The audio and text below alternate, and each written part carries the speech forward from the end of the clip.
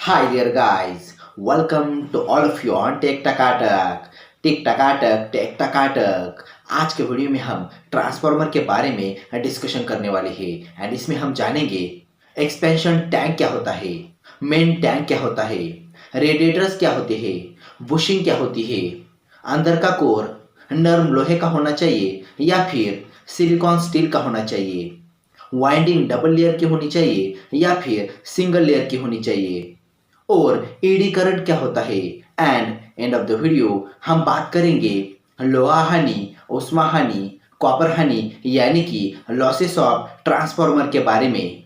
So let's begin. सो यहाँ पर देखिए, किसी चीज को जब हम गर्म करते हैं तब वो फैलता है। जैसे जब हम दूध को गर्म करते हैं तब वो फैलता है। तब दूध को तो हम फूंक के भी नीचे दबा सकते हैं, पर यहाँ पर अगर हम ट्रांसफार्मर का तेल फैलने पर फूंक के नीचे दबाने जाएंगे तो ट्रांसफार्मर हमें ही फूंक देगा। तो इसके लिए इसको ठंडा करने के लिए कूलिंग ट्यूब या फिर रेडिएटर को लगा दिया जाता है।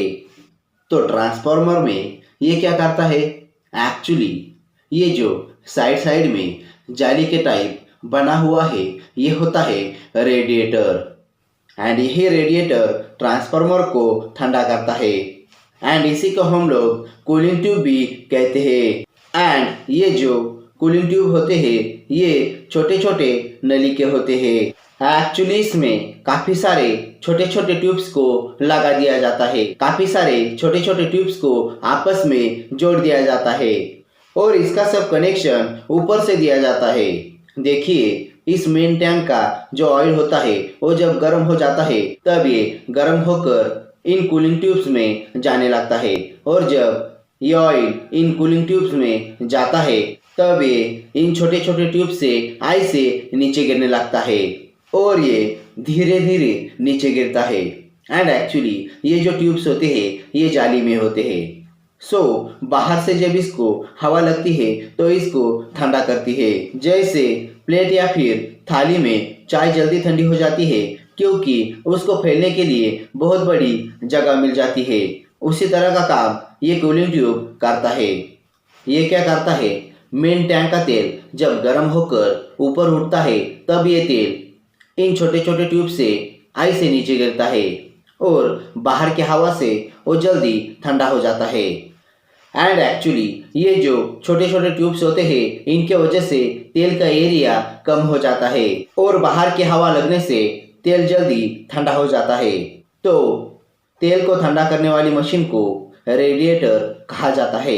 सो ये जो ट्यूब्स होते हैं ये रेडिएटर का काम करते हैं।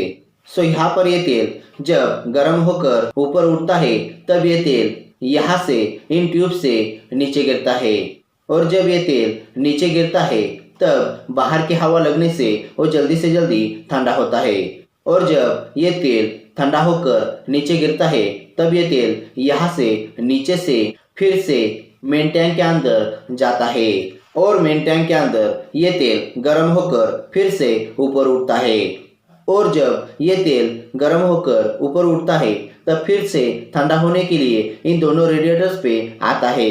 तो इस तरह का ये प्रोसेस चालू रहता है। एंड एक्चुअली ये जो रेडिएटर्स होते हैं ये दोनों साइड में लगाए जाते हैं। इस तरह से इस प्रोसेस को और अच्छा करने के लिए काफ़ी ज़्यादा हेवी ट्रांसफार्मर में या मेन सबस्टेशन में जो ट्रांसफार्मर होते हैं जिनका लोड काफ़ी ज़्यादा होता है उनके ऊपर इस तरह के पंखे लगे होते हैं। तो ये जो फैन होते हैं ये ट्रांसफार्मर को जल्दी ठंडा करने का काम करते हैं। सो नाउ यहाँ पर हम टैप चेंजर के बारे में बात करते हैं। एक्चुअली टैप चेंजर का काम वोल्टेज को रेगुलेट करना होता है, यानी कि टैप चेंजर की मदद से हम ट्रांसफार्मर के आउटपुट वोल्टेज को हमारी ज़रूरत के हिसाब से कम या फिर ज़्यादा कर सकते हैं। एंड एक्चुअली टैप चेंजर भी दो तरह के होते हैं। एक होता है on load tap changer. Actually यहाँ पर हम ऑन लोड टैप चेंजर की मदद से ट्रांसफार्मर से जुड़े लोड की कंडीशन में भी वोल्टेज को कम या फिर ज़्यादा कर सकते हैं। एंड एक होता है of load tap changer. Actually यहाँ पर अगर हमें वोल्टेज को कम या फिर ज़्यादा करना है देन सबसे पहले यहाँ पर हमें ट्रांसफार्मर से जुड़े लोड को बंद करना पड़ता है।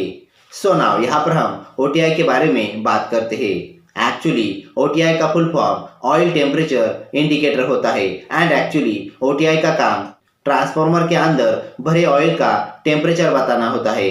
सो नाउ यहाँ पर हम WTI यानी कि वाइंडिंग टेम्परेचर इंडिकेटर के बारे में बात करते हैं। एक्चुअली WTI का काम ट्रांसफार्मर के वाइंडिंग के टेम्परेचर को बताना होता है एंड एक्चुअली इन दोनों के अंदर एक रिले भी होती है जिसको हम हमारे हिसाब से सेट कर सकते हैं।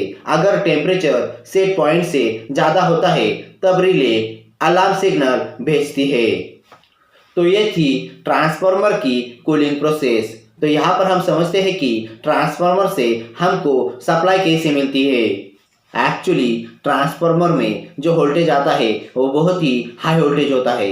एक्चुअली जब भी आपको करंट को काफ़ी ज़्यादा दूरी पर भेजना होता है तब आपको हाई वोल्टेज से ही भेजना पड़ता है। तो यहाँ पर बिजली घर से जो बिजली आती है वो हाई वोल्टेज से ही आती है।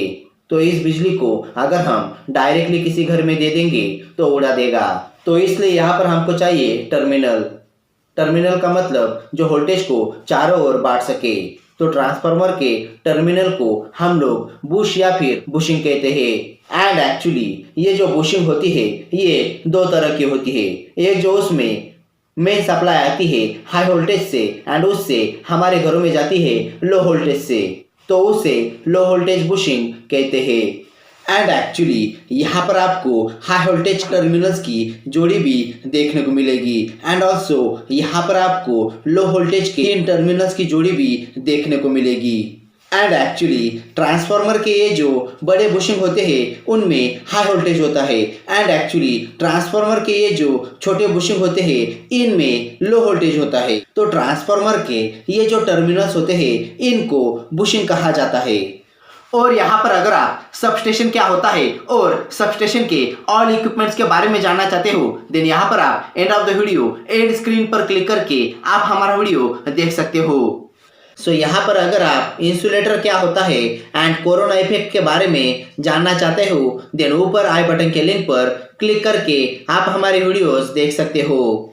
एंड ट्रांसफार्मर की न्यूमेरिकल प्रॉब्लम प्रथम कुंडली में कितना होता है और द्वितीय कुंडली में कितना होता है एंड स्टेप अप और स्टेप डाउन ट्रांसफार्मर में क्या अंतर होता है इसके बारे में हम लोग नेक्स्ट वीडियो में डिस्कस करेंगे।